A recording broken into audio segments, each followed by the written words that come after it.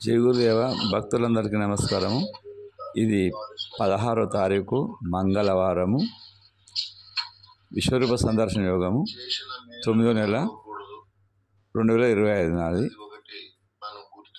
బోధ. ఇది అందరూ మరి ఈ డేట్ను బట్టి అందరూ చూసుకోగలరు. జై గురుదేవ్.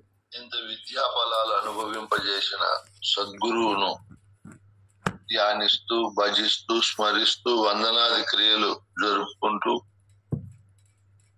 అనునిత్యము ఆ స్వామి ద్వారా మనం పొందిన విద్యను మన హృదయ కమలములో ఉంచుకొని అజ్ఞాన, వివేక, అభిమాన, అనురాగ మరియు అవిద్య, అహంకార స్వరూపాలకు దూరంగా వాటిని మనతో మమేకము చేసుకోకుండా ప్రవిమల చిత్తము కలిగి మనం జీవిస్తున్నాము. ఈ విధంగా గొప్ప అవకాశం మనకు కలిగింది. దాన్ని మనం సద్వినియోగం చేసుకుంటూ ప్రాచీన ఋషులైనటువంటి మన గురువులు చెప్పినటువంటి సూక్తులను మరియు వాళ్ళు అనుభవించిన విద్యను మనం కూడా అనుభవిస్తున్నాము. దీన్ని పెంచి బాగా పోషించుకొని విద్యా ఫలాలే అనునిత్యము అనుభవించే గొప్ప స్థితికి మనం అందరం రావాలని కాంక్షిస్తూ, ఇప్పుడు కృష్ణ పరమాత్మ భగవద్గీతలో అర్జునునికి ఎన్నో కోణాలలో విద్యను ప్రబోధించి అర్జునునికి ఉన్నటువంటి సందేహాలన్నీ నివృత్తి చేస్తాడు. సాధారణంగా గురువులు ఏ కోణములో వచ్చిన శిష్యుని సందేహాన్ని తీరుస్తారు. అంత విద్య, ఆ ఘనమైనటువంటి స్థితి గురువుకు ఉంటుంది. కృష్ణ ప్రభువులు కందార్థములో కూడా చెప్తాడు. మామూలుగా ఆయన రాసినటువంటి కందార్థాల్లో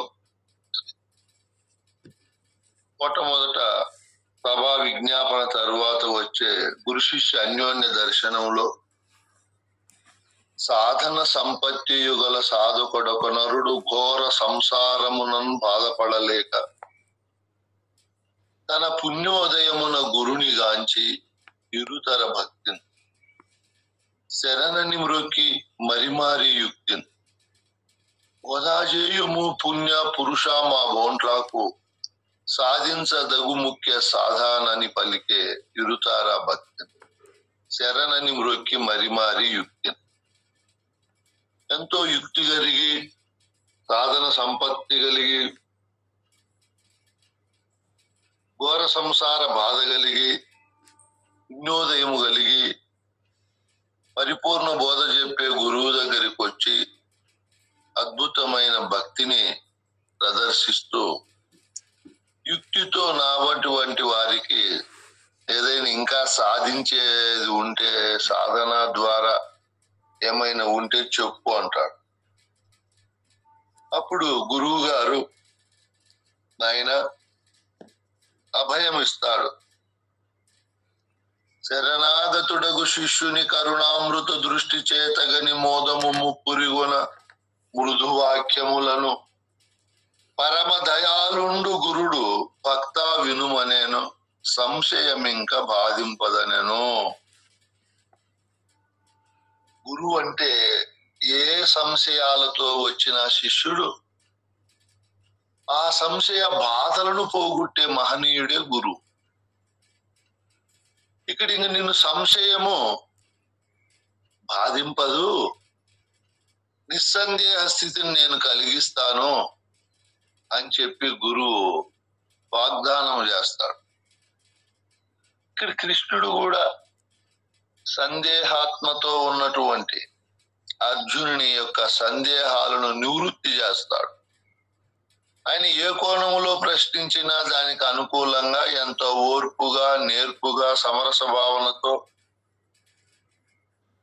గురువు అనగా ఏ విధమైన కోపము, ఏ విధమైన అలజడి, ఏ విధమైన అహంకారము, ఏ విధమైన స్వార్థము, ఏ విధమైన కీర్తి ప్రతిష్టల పైన కాంక్ష, వ్యక్తిగత సుఖ సంతోషాలకు ప్రాధాన్యత, ఇవన్నీ గురువు ఎవరు? నిజ గురువు వీటన్నింటినీ తొలగించుకొని ఉంటాడు. పరోపకార దృష్టితో ఉంటాడు. శిష్య విద్యాభ్యసన స్థితిగతులను మెరుగుపరిచేదానికి చక్కటి రాజబాట వేసేకే గురువు ఉంటాడు గాని తన స్వార్థానికి ఏ కోణములోనూ ఉండడు. అంటే ఇక్కడ గురువు అయినటువంటి కృష్ణ పరమాత్మ శిష్యుడైన అర్జునునికి ప్రబోధిస్తూ అతనికి ఉన్నటువంటి సందేహాలన్నీ తీరుస్తూ ఇప్పుడు అతనికి ఒక కోరిక కలిగింది. ఏమని కలిగింది కోరిక? నాయన, ఓ గురుదేవా, దేవదేవా, మీరు చెప్పినవన్నీ నేను శ్రద్ధగా విన్నాను, చాలా అద్భుతంగా ఉన్నది. అయితే వాటిని నేను చూడాలని కోరిక ఉంది. నేను అధికారినైతే ఒక్కసారి వాటిని చూపిస్తే నేను చాలా సంతోషపడతానంట. నాకు అధికారం ఉంటేనే చూపెట్టు అంటాడు. ఇది భగవద్గీతలో ఉన్నటువంటి 18 అధ్యాయాలలో ఈ విశ్వరూప సందర్శన యోగం అనేది చాలా గొప్పది. మామూలుగా సన్యాస దీక్ష ఇచ్చే వాళ్లకు ఈ అధ్యాయంలో కొన్ని శ్లోకాలు చెప్పిస్తారు. ఆయనకు బ్రహ్మచర్యము, గృహస్థము, వనప్రస్థం అయిన తరువాత సన్యాస దీక్ష అనేది ఒక అద్భుతమైన ఘట్టం. అది ఎవరికో కొంతమందికే సృష్టిలో అవకాశం ఉంటుంది. మన సిద్ధాంతం వేరు, మనము వేరు.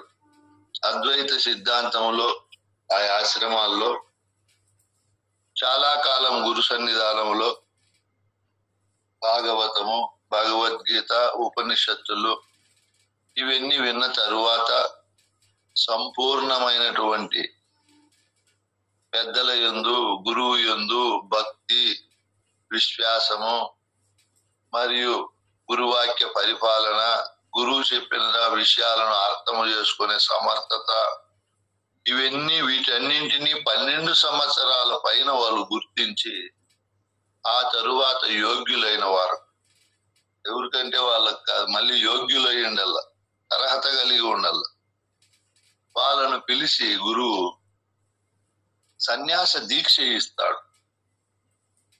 ఆ తరువాత వాళ్ళు సంపూర్ణ వైరాగ్యపరులై దేనిపైన ఆశాపాశ లేకుండా కేవలం గురువాక్యాన్ని స్మరిస్తూ ఆ మంత్రోచ్చారణలో దేహం పైన గాని, తాను ఉన్నటువంటి ఆశ్రమం పైన గాని, కీర్తి ప్రతిష్టల పైన గాని ఏమాత్రము స్పృహ లేకుండా తాను ఏ విధంగా బట్టలను అన్నిటినీ సన్యసింపజేసి దూరంగా పెట్టి ఒక వస్త్రమే జీవితం అంతా అని వ్రతం పెట్టుకుంటాడో, తన హృదయంలో ఒకే భావన, అనేక భావనలన్నీ తీసివేసి ఒకే భావనతో ఉంటాడు. అక్కడ సన్యసింపజేసే ఆయనకు ఒకే భావనను కలిగి ఉండమని ఒక మంత్రాన్నో, ఒక ముద్రనో, ఒక ఏదో పూర్వ కుంభక రేచకాల్లో ఏదో ఒక దాన్ని పట్టించి దాన్నే జీవితం అంతా సాధన చేయమని చెప్తారు. ఇంకా యోగ్యులైన మహనీయులు, క్రమ సన్యాసులు అలాగే ఉంటారు. అవాంతర సన్యాసులు, క్రమ సన్యాసులు అని 2 రకాలు ఉంటారు. క్రమ సన్యాసులు అంటే మొట్టమొదట బ్రహ్మచర్యం పాటించి తల్లిదండ్రులు చెప్పిన కులకాంతను వివాహం ఆడి గృహస్థాశ్రమాన్ని, ఆ ధర్మాలను పాటించి ఆ తరువాత వనప్రస్థ ధర్మాలను పాటించి ఆ తరువాత సన్యాసం లేకపోతే వాళ్ళ పద్ధతులు కరెక్ట్ గా ఉంటాయి. వాళ్ళన్నీ చూశారు, అనుభవించారు, మళ్ళీ చూడాలని, అనుభవించాలని వాళ్ళ కోరిక ఉండదు. చూశాడు, అనుభవించాడు, ఇంకేముందులే అందులో సారమని వాడు సంపూర్ణ వైరాగ్యపరుడై ఉంటాడు. అవాంతర సన్యాసులు అంటే ఈ విధంగా పద్ధతులు పాటించకుండా డైరెక్ట్ గా సన్యాసులు అయిపోయింది చిన్నప్పుడే, 10 ఏళ్ళు, 12 ఏళ్ళు, 20 ఏళ్ళకి. వాళ్ళు ఇవన్నీ చూడలేదు కాబట్టి మళ్ళీ వాళ్ళ మనసు చూడాలనే కోరికతోనూ లేదా బలహీనమైన వాతావరణము పరిస్థితులు కలిగినప్పుడు మళ్ళీ సంసారుల వలె వ్యవహారాలు చేస్తూ వ్రత దీక్షను భంగం చేసుకుంటారు. ఈ విధంగా కాకుండా ఆ విధంగా క్రమ పద్ధతిలో పోయిన వారు చేసుకోరు. ఏ శంకరాచార్యులు, స్వామి వివేకానంద ఇటువంటి మహానుభావులే ఈ సృష్టి అనే వాళ్ళకు తగలరు, వాళ్ళు తప్పించుకుంటారు. అందరూ తప్పించుకోలేరు. డేరా బాబాలు, నిత్యానందలు, ఇంకా ఎవరెవరో ఉన్నారు. వాళ్ళు 70 ఏళ్ళ వయసులో కూడా పట్టుబట్టినారు. ఈ అభిమానము, ఈ భక్తి, కీర్తి, ప్రతిష్టలు వచ్చినప్పుడు ఉబ్బి తబ్బిబ్బైపోయి మేము చేసే పని ఏమని ఇంగిత జ్ఞానం లేకుండా పనులు చేసి వాళ్ళు ఉండే ఆశ్రమాలకు చెడ్డ పేరు తీసుకొని వస్తారు. ఇలా కాకుండా క్రమ సన్యాసం అనేది అన్ని నేర్పిస్తుంది. అది సంపూర్ణ వైరాగ్యపరుని చేస్తుంది. అలాగే ఇక్కడ కృష్ణుడు సంపూర్ణమైనటువంటి క్రమ పద్ధతిలో సన్యసించిన వాడు. నేను రాజయోగి, అన్ని అనుభవించి అన్నిటినీ చూసి దేంట్లో దోషము లేదు, దేంట్లో దోషం ఉందని బాగా పసిగట్టి చెప్పిన మహాని. ఆయన కోరిక కలిగింది. ఆయన చెప్పాడు, అర్జునుడు, ఓ పరమాత్మ, నీవు చెప్పిన విభూతులన్నీ నీలో నేను గమనించాను. నువ్వు చెప్పినవన్నీ కూడా నిజమే, నేనేమి కాదు అనలేదు. అయితే ఎన్నో రకాలు, ఎన్నో వర్ణాలు, ఎన్నో దివ్యమైనటువంటి ముఖాలు, రూపాలతో మీరు ఉన్నారు. ఆ ఉన్నటువంటి దాన్ని నాకు ఒక్కసారి మీరు చూపిస్తే నేను చూసి ధరిస్తాను అంట. అప్పుడు కృష్ణుడు ఆయనకు ఒక శక్తిని ప్రసాదిస్తాడు. ఏమినైనా అది జ్ఞానశక్తి అయ్యా. ఇంకా ఏం చెప్తాను ఆయన? జ్ఞాననేత్రం తొనిదుడు అని చెప్తాడయ్యా. దివ్యమైనటువంటి దృష్టిని ఇస్తాడు, జ్ఞాన దృష్టిని కలిగిస్తాడు. ఈ చర్మశిక్షువులతో నన్ను చూడలేవు. ఎందుకు చూడలేమో చర్మశిక్షువులతోనైనా మనం?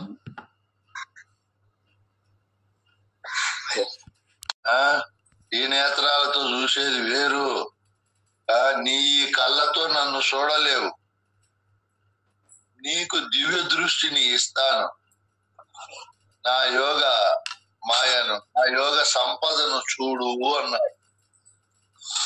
ఆ మాట అని ఇవను కూడా ఇచ్చాడు. ఎవరికి? అర్జునునికి దివ్యమైన నేత్రం ఇచ్చాడు. అట్లా మీ గురువు మీకు ఇచ్చాడా అని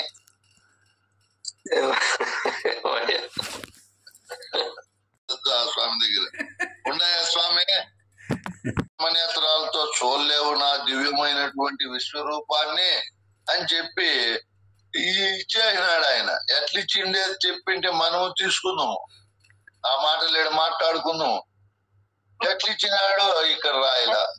ఏం చేస్తావు? నాకు సందేహం వచ్చి మిమ్మల్ని అడుగుతానా, మీరు ఏ పద్ధతుల్లో గురువు ద్వారా తీసుకున్నారు ఈ జ్ఞాన నేత్రము? ఆ జ్ఞాన నేత్రం ఉంటేనే ఈ విశ్వరూపాన్ని చూడగలుగుతారు. ఆ జ్ఞాన నేత్రం లేకపోతే మనము ఆయన పరిపరి విధాలుగా ఉన్నటువంటి, వివిధ వర్ణాలతో ఉన్నటువంటి, ఆకారాలతో ఉన్నటువంటి ఆ దివ్యమైన రూపాన్ని మనం చూడలేము. అర్జునుడు చూశాడంటే ఆ నేత్రాన్ని ఇచ్చాడు. తన విభూతులన్నీ కూడా ఆయన చూపించాడు. ఒక నేత్రము ఒకవైపే ఉంటే మనం ఏదో మన చర్మ నేత్రాలతో చూడొచ్చు. ఆయన విభూతులు, అనేక ముఖాలు, అనేక నేత్రాలు, అద్భుతమైన ఆభరణాలు, అద్భుతమైనటువంటి దివ్యాస్త్రాలతో అలంకరింపబడి ఉంది. దివ్య మాలాంబరధరం, అనేక మాలలు, పుష్పమాలలు ధరించి ఉన్నాడు. దివ్యమైనటువంటి సుగంధ లేపనాలతో ఉన్నాడు. ఆశ్చర్యాన్ని మనకు కలిగించే అనంతమైన విశ్వతోముఖముతో ప్రకాశిస్తున్నాడు. ఒకేసారి 1000 సూర్యులు ప్రకాశిస్తే ఎట్లుంటుందో అంత తేజస్సు ఉందంట. మనం ఒక సూర్యునే చూడలేము. సూర్యుని వైపు చూడండి, ఒక సూర్యునే మన నేత్రాలు చూడలేవు. ఇక 2, 3, 4 కాకుండా 1000 సూర్యులు ఒకేసారి ఉదయిస్తే వచ్చే అంత అద్భుతమైన కాంతిని ఈ చర్మనేత్రములు చూసి తట్టుకోలేవు. జ్ఞాననేత్రమే చూడగలుగుతారు. ఇప్పుడు మనకు ఆ జ్ఞాననేత్రం గురువు ద్వారా మనం పొందాలి. అక్కడ కృష్ణుడు అర్జునుడికి ఇచ్చాడు. మనకు మన గురువులు ఇవ్వాలి. ఇవ్వలేదనుకో మనం చిన్నగా తీసుకోవాలి. గురువులను వశము చేసుకునేది ఎలా? ఏ విధంగా ప్రసన్నం చేసుకోవాలి గురువులను? గురువు దగ్గర వినయము, విధేయత, భయము, భక్తి ప్రదర్శిస్తూ గురువుకు మనము నిన్న మొన్న క్లాసుల్లో చెప్పుకున్నట్లు అఖండమైనటువంటి బాహ్య వస్తు వినిమయ అంతరాంతరాల్లో గురుభక్తి ఎవరు చేస్తారో వాళ్లకు గురువు వశమైపోతారు.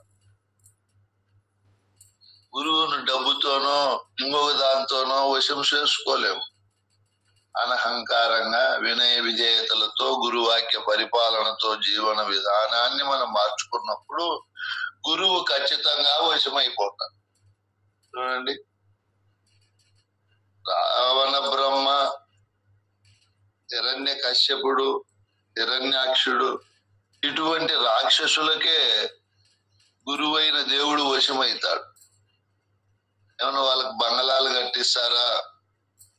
వాళ్ళకి ఏమైనా వీళ్ళు అనేక వందల సంవత్సరాలు సేవ చేస్తారా? అట్లా ఏమి ఉండదు.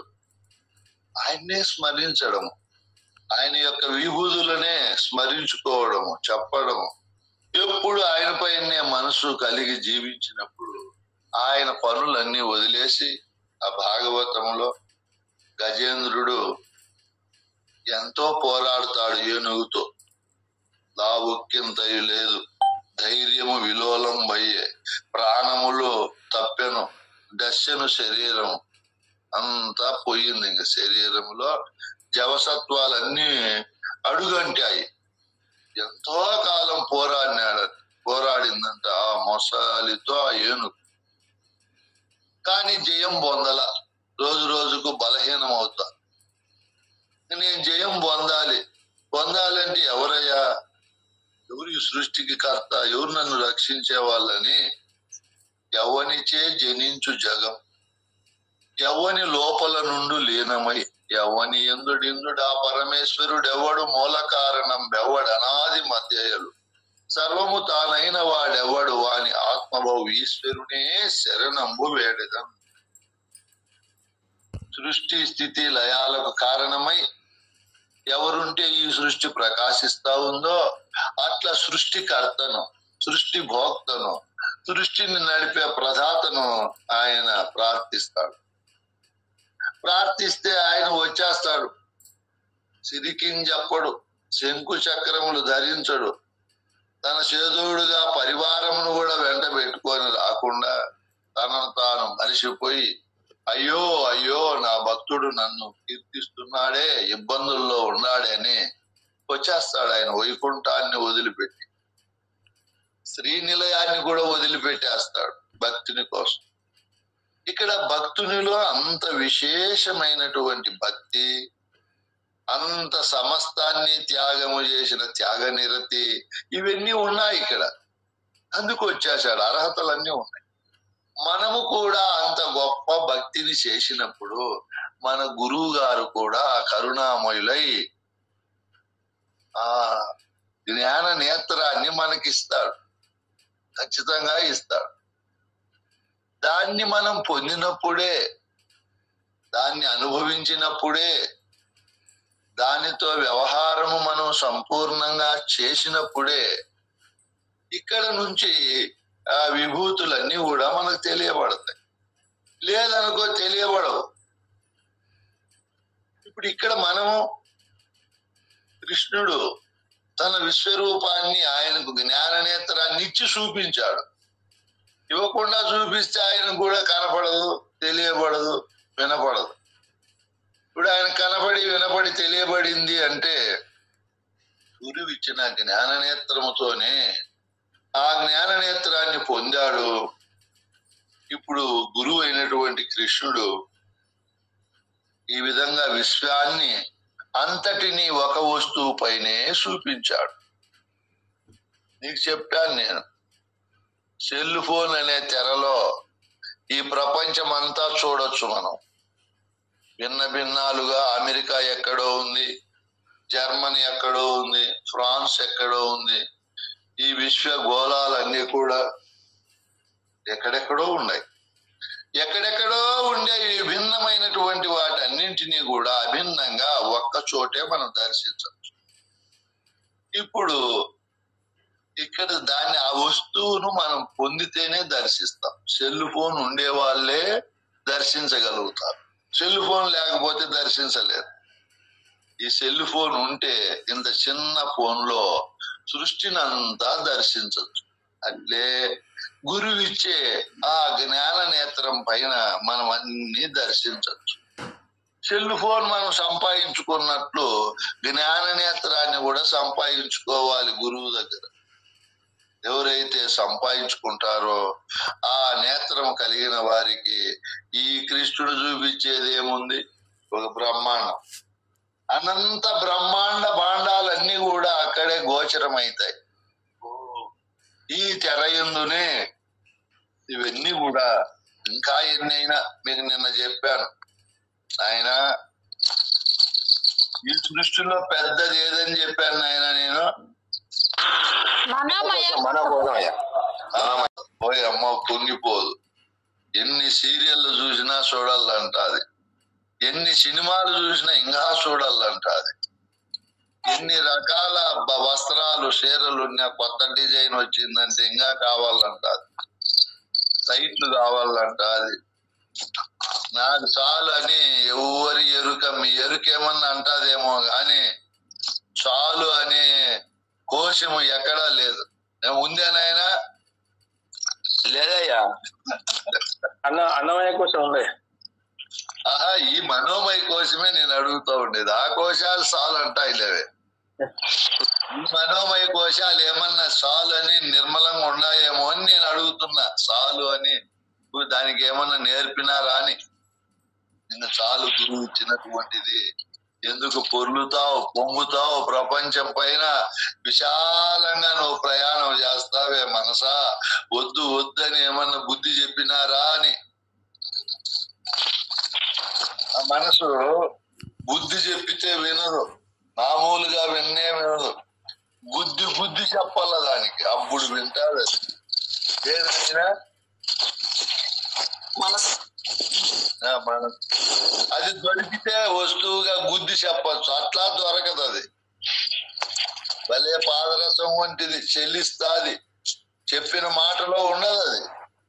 అందుకే ఈ మనస్సును మనము సంపూర్ణంగా విజయవంతమైన స్థితిలో దాన్ని జయించాలంటే దానికి బుద్ధి వద్దు అని చెప్పాలి, బుద్ధులతో వద్దని చెప్పాలి, బుద్ధిని నేర్పించాలి. చాలు చాలు, ఎందుకే పోతావు, ఏముంది, సంపాదించి అందరూ కాపలా కాసి చచ్చిపోయినారు, ఎవరన్నా తీసుకొని పోయినారా, ఎందుకు అంత పరిపరి విధాలుగా ప్రాకులాడతావని దానికి తృప్తిని నేర్పించి ఈ బోధ వైపు మళ్లించాలి. ఈ బోధ అనే సంపదను నేర్చుకోమని చెప్పాల. అది నేర్చుకోదు, లొంగదది, భలే దొంగదది. మళ్ళా చదువుకుందాం ఉండు, మళ్ళా విందాం ఉండు, సబ్జెక్టులు వాళ్ళు చెప్పుకుంటారులే, మనకేమిలే, ఓ మాటతో నేను చెప్పనంటే పాయి కదా అని భలే కిలాడి అది. ఏది? అదే ప్రపంచ విషయాలకైతే పరిగెత్తాది. ఆ గురువులు ఏమైపోయారు, ఏమైంది, ఆడేం జరిగింది, ఏడేం జరిగిందని ఇట్లా గురు సంఘ విషయాలు కానీ ప్రపంచ విషయాల వైపు కానీ భలే పరువులు పెడతారు. వాటిని వద్దు అన్నది, వాటిని పోస్ట్ పోన్ చేయదు. చూడండి కావాలండి అని చేస్తున్నానైనా ఇదిగో ఈ పద్ధతి అని రీసౌండ్ వస్తుంది. ఆయన అనేక శక్తివంతమైన కూర్చొని సృష్టిని సృష్టించే బ్రహ్మదేవుడు ఉన్నాడు, కూర్చొని సృష్టిని అంతా పరిపాలించే విష్ణువు ఉన్నాడు, కూర్చొని సృష్టిని లయం చేసే శివుడు ఉన్నాడు. ఋషులు అందరూ ఉండారు ఇక్కడే. అనేక బాహువులు, ఉదరాలు, ముఖాలు, నేత్రాలతో కూడి అనంత స్వరూపాన్ని, సమస్త వస్తు సముదాయాన్ని కలిగినటువంటి కృష్ణుడు ఆది మధ్యాంతరహితుడై ఉన్నాడు. ఆయన ఫలానా ప్రారంభము ఫలానా ముగింపు లేకుండా అనంతమై ఉన్నాడు. అలాగే ఆ కృష్ణ పరమాత్మ విశ్వరూపములో అనేక రకాలుగా కిరీటాలు, గదలు, చక్రాలు పెట్టుకొని ప్రకాశిస్తూ ఉన్నాడు. ఇంత అని చెప్పేకి పరిమాణం లేదు. మన ఊరును ఇంత అని చెప్పచ్చు, మన ఇంటి కొలతలు చెప్పచ్చు. 40 పొడువు వెడల్పు, 60 పొడువు, లేకపోతే 100 పొడువు, 30 వెడల్పు, ఇట్లా చెప్పచ్చు. ఊరుకు చెప్పచ్చు, గ్రామం, మండలము, జిల్లా, రాష్ట్రము, దేశము, ప్రపంచము మరియు సూర్యుడు అన్నిటికీ చెప్పచ్చు. ఇంత పరిమాణం ఉన్నాయి ఇవి అని.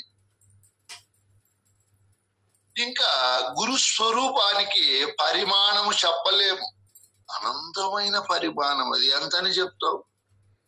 మీరు బోధ వింటా ఉంటే మీకు అర్థమైతా ఉంటది. ఇన్ని రకాల బోధలు చెప్తున్నాడంటే గురువు పరిమాణం ఎంత ఉండాలా? ఎంత ఉండాలనో అంతే ఉండాలి, దానికి లెక్క ఉండదు. ఆ విధంగా అద్భుతమైన సూర్యుల యొక్క కాంతి ఒకే చోట ఒకేసారి ప్రకాశింపబడితే ఎట్లుంటుందో, గురువు యొక్క అగ్ని జ్వాలలు, ఆయన తేజస్సు అంతటా విధంగా ఉందని చెప్పేకే శక్యము కాకుండా ఉంది. చూశాడు. ఎన్నో శ్లోకం నాయనా? అయ్యా 19. తాను నాశ రహితుడు. అంత విశాలమైనటువంటి దృశ్యానికి నాశనం లేదు. అన్నిటికన్నా అది కూడా నువ్వేనని నేను తెలుసుకోలేకపోయాను ఇన్నాళ్ళు. ఇప్పుడు తెలుసుకున్నాను. ఏమని? ఈ భువన భాండాలు, అండపిండ బ్రహ్మాండాలకంతా నీవే నిధి. నీ నుంచినే అన్ని వస్తున్నాయి. ఏమి నిధి ఉంటే మనము కార్లు కొనుక్కోవచ్చు, బంగళాలు కొనుక్కోవచ్చు, బట్టలు కొనుక్కోవచ్చు, సోఫాలు, సెల్ ఫోన్లు, కలర్ టీవీలు, ఆశ్రమాలు కట్టచ్చు, గురు పూజలు చేయొచ్చు, గురువులకు సన్మానాలు, కిరీటాలు, వస్త్రాలు అన్ని చేయొచ్చు. ఏముంటేనైనా ఒక్క నిధి ఉంటే అనంతమైన పనులు చేయొచ్చు. ఎమ్మెల్యే కూడా కావచ్చు, ఎంపీ కావచ్చు. నిధి ఉంటే సీఎం కావచ్చు, పిఎం కావచ్చు, ఖచ్చితంగా కావచ్చు. దీంట్లో ఏం దోషం ఏమి ఉండదు. నీ తాను లక్షల లక్షల కోట్లు ఉందనుకో, కేరళలో అనంత పద్మనాభ స్వామి దగ్గర ఉన్నట్లు వజ్ర వైఢూర్యాలు, ధనకనక వస్తు వాహనాలు అన్ని, గోమేధికములు, టెంపులు అన్ని ఉన్నాయి అక్కడ. మన దగ్గర ఉందనుకో, ఖర్చు పెట్టేసి పార్టీ పెట్టి ప్రతి చోట టికెట్లు ఇచ్చి ఓటర్లకు కూడా అద్భుతమైన హామీలు, ముందే మీ అకౌంట్ కు తీసుకోండి 1,00,000 రూపాయలు, నాకు ఓటేయండి అంటే ఒకేసారి 1,00,000, 2 లక్షలు ప్రతి ఇంటికి వేసేస్తే ఓట్లు ఎక్కడ పోతాయి? మన పార్టీనే గెలుస్తారు. ఎమ్మెల్యేలు, ఎంపీలు అందరినీ కూడా మనం గుప్పెట్లో పెట్టుకోవచ్చు. ఇదిగో మీ అప్పులు తీసుకోండి, అయినా భద్రంగా ఉండండి, 50 కోట్లు 60 కోట్లు కావాలన్నా తీసుకోండి. ఇంకా సీఎం అయిన తరువాత ముందే కాకముందే మన డబ్బులతో రోడ్లు వేయడము, ప్రజల లోన్లన్నీ కట్టేయడము, ఈ పని. అనంతమైన డబ్బు ఉంటే యా పదవైనా పొందం. డబ్బులు ఎక్కువ ఉంటే గురు పూజలు పెట్టచ్చు, గురువులను అందరినీ పిలిపించచ్చు. తీసుకోండి అయినా 10,000 రూపాయలు మీ గురుదక్షిణ అని గురువులకి ఇస్తే మళ్ళా మొత్తం ఆ గురువు ఇంకా కొంతమంది గురువులను పిలుచుకొస్తాం. అబ్బా అద్భుతమైన పూజలు, సన్మానాలు, దక్షిణలు, రాండిపోదామని. ఏముంటేనాయన ఇవన్నీ జరుగుతాయి? డబ్బులు ఉండాల, నిధి. ఆ నిధి ఒక్కటే అన్నిటికీ కారణం. బ్రహ్మస్వామిని కూడా మీరు డబ్బులుంటే మీ ఇంట్లో పెట్టుకోవచ్చు. ఎట్లా? శిష్యుని పెట్టుకున్నాడా లేదా? రాజ్యంలోనే ఆశ్రమం కట్టించినాడు. రోజు పండ్లు, ఫలాలు, కూరగాయలు పంపించి వంట మనిషిని పెట్టినాడు రాముడు. ఇంకా గురువు ఆ బాధలన్నీ ఏడపడేది. ఆ నదీ తీర ప్రాంతాల్లో ఆశ్రమాలు కట్టుకొని లేనిపోయిన ఇబ్బందులు అని చెప్పి గురువు కూడా అక్కడే ఉండిపోయినా. ఇప్పుడు బ్రహ్మస్వామి అయిన 1,10,000 ఇచ్చినా 10,000 ఎక్కువ వస్తా ఉంది. ఎందుకు వచ్చిన గొడవలేని ఈ స్కూలు ఈ రామాయణం వదిలేసి గురువులను కూడా ఆ మూల నిధి ఉంటే మన వద్దే పెట్టుకోవచ్చు. నేనే ఉన్నా, నా దగ్గర పుష్కలంగా డబ్బు ఉంటే శిష్యులను గురువులను అందరినీ ఏడే పెట్టుకోవచ్చు. ఎందుకు బాధలు పడతారమ్మా? దేవమ్మ వచ్చాయి, నెల నెల నీకు ఫోన్ పేలో 1,00,000 వేసేస్తాను. వచ్చే శివారెడ్డి, అరుణ, అమరావతమ్మ, చంద్రప్ప స్వామి, మీరెందుకు అయ్యా బాధలు పడతారని నేను ఒక 20 ఎకరాలు సైడ్ తీసుకొని అద్భుతమైన బిల్డింగ్ కట్టి 10 అంతస్తులు ఏసీ రూములు, డబుల్ బెడ్రూములతో అన్ని పెట్టి సౌకర్యాలు, అద్భుతమైన సమయానికి భోజనాలు పెడితే వచ్చేరు నాయన మీరు.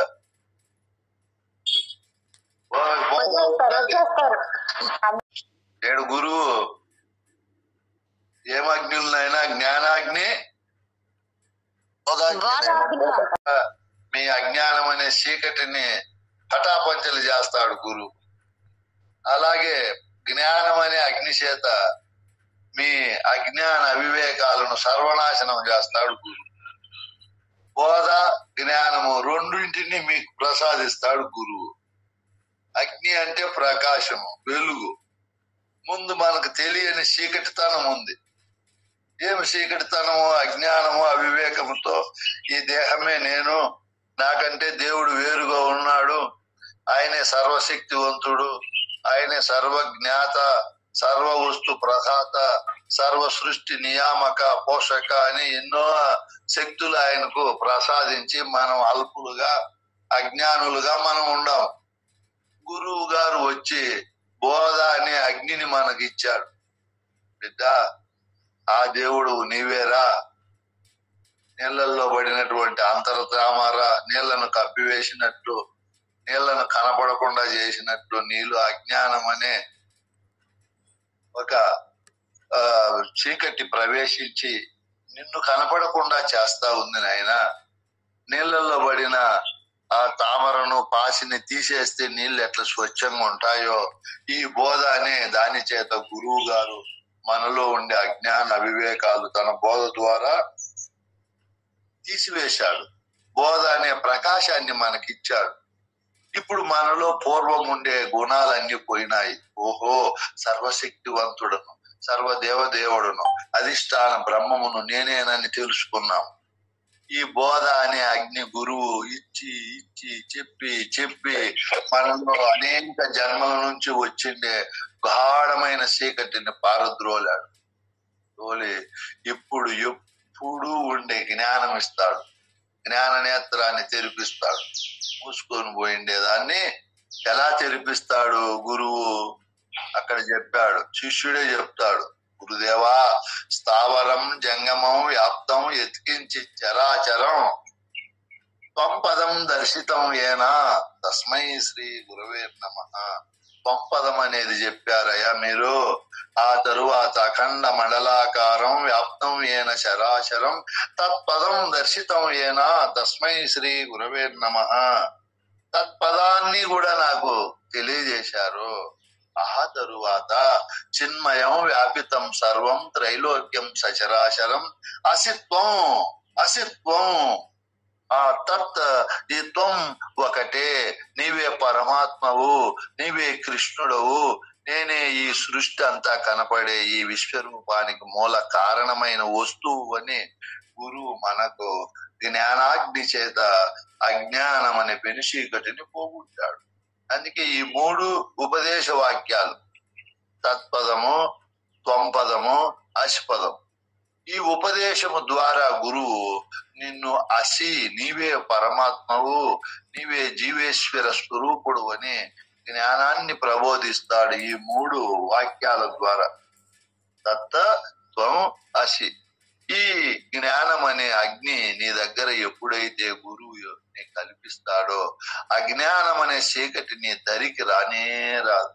ఈ చర్మ నేత్రాలు చూసేటివన్నీ, ఈ చర్మ నేత్రాలతో కనపడేదంతా కూడా మిథ్యా స్వరూపము.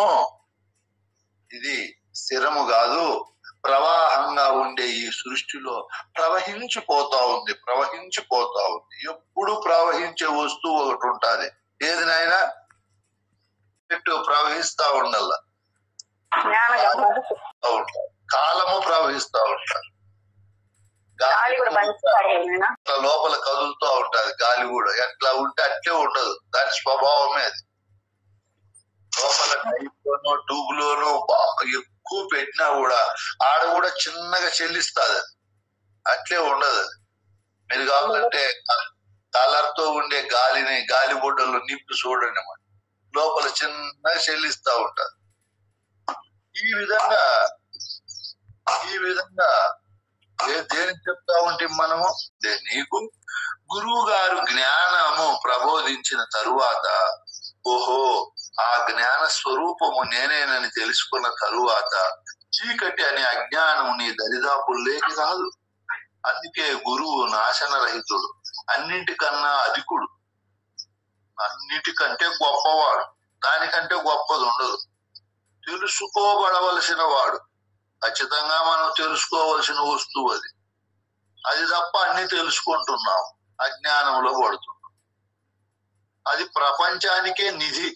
డబ్బు అనేది అన్ని వ్యవహారాలకు నిధి అని మనం చెప్పుకున్నాం. మూల వస్తువు అది. అది ఉంటే ఏదైనా కొనుక్కోవచ్చు, ఏ పనైనా చేయొచ్చు అని. దానికంటే గొప్పది గురువు ద్వారా ఉన్నటువంటి ఆ విద్యా స్వరూపం. అదే అన్నిటికీ నిధి. ఒక శ్లోకంలో చెప్పారు పెద్దలు, గురువే సర్వలోకానం విషజే భవరోగినం నిధయే సర్వ విద్యానం. అన్ని విద్యలు అక్కడి నుంచినే వస్తాయి.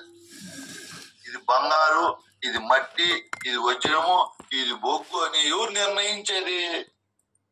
ఎవరినైనా నిర్ణయించేది? నీరు, ఇది భూమి, ఇది చెట్టు, ఇది పక్షి, ఇది జంతువు అని అదే నిర్ణయిస్తుంది. ఆ నిర్ణయమైనటువంటి జ్ఞాన నిధి నుంచినే ఖగోళ శాస్త్రము, భూగోళ శాస్త్రము, రసాయనిక శాస్త్రము, గణిత శాస్త్రము, విద్యా శాస్త్రము, వైద్య శాస్త్రము, ఇంకా ఏమేమి ఉన్నాయో అన్ని అక్కడి నుంచే వచ్చాయి. అక్కడి నుంచినే ఈ పరిపూర్ణ బోధ కూడా వచ్చింది.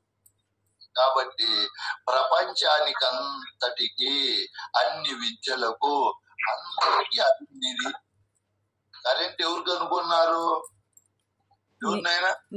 అంతా ఎక్కడ కనపడతా ఉంది? నాలోనే. ధర్మ రక్షక స్వరూపం అది. అదే ధర్మాన్ని కాపాడుతుంది, అదే ధర్మాన్ని ఇట్టి అని తెలియజేస్తుంది. అదే సనాతనమైన వస్తువు అది. నాలో ఉండి మీకు బోధ చెప్పేది, నా గురువులో ఉండి చెప్పింది, నా గురువులోకి వాళ్ళ గురువులో నుండి చెప్పింది. ఇది సనాతనమైన స్వరూపము. అర్జునుడు చూడు ఎంత గొప్ప మాటలు మాట్లాడుతున్నాడు. జ్ఞాననేత్రము గురువు ద్వారా పొందినప్పుడు ఆ జ్ఞానం అనే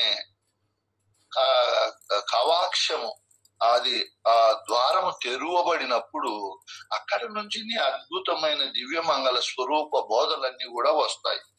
లేకపోతే ఈ మాటలు రావాలంటే సామాన్యమైన మాటల ఆయన్ను చూసి నువ్వు నాశరహితుడవు, నువ్వు అన్నిటికంటే అధికుడవు, నిన్ను ఖచ్చితంగా తెలుసుకోబడవలసిన వాడవు, నువ్వు తెలుసుకోవలసిందే నిన్ను గురించి ఎవరైనా సరే. నువ్వు ప్రపంచానికే నిధివి, శాశ్వతమైన ధర్మరక్షకుడవు, సనాతనమైనటువంటి పురుషుడు అని ఈ మాటలు చెప్తున్నాడు. గురు స్వరూపాన్ని దర్శించి, జ్ఞాననేత్రం ద్వారా దర్శించి అదే జ్ఞానముతో చెప్తున్నాడు. ఇంకేం చెప్తున్నాడు? చదువునైనా. విశ్వరూప సందర్శన యోగ.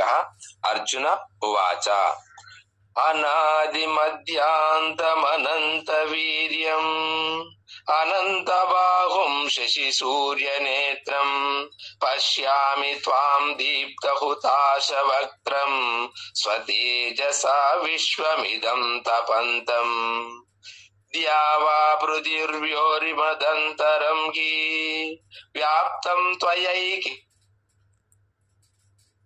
అనంత వీర్యం అనంత బాహుం శశి సూర్య నేత్రం పశ్యామి త్వాం దీప్తి హుతాశ వక్త్రం స్వతేజసా విశ్వమిదం తపంతం ధ్యావా పృథివ్యోరిదమంతరం హి వ్యాప్తం త్వయైకేన దిశశ్చ సర్వాః దృష్టాద్భుతం రూపముగ్రం తవేదం లోకత్రయం ప్రవేదితం మహాత్మాన్ అమేహి త్వాం సురసంగ విశంతి కేచిత్ హితాః ప్రాంజలయో గృణంతి స్వస్త్రిత్యుక్తా మహర్షి పెద్ద సంగాః సిద్ధి సంగాః స్తువంతి త్వాం స్తుతిభిః పుష్కలాభిః. నమస్కారం స్వామి.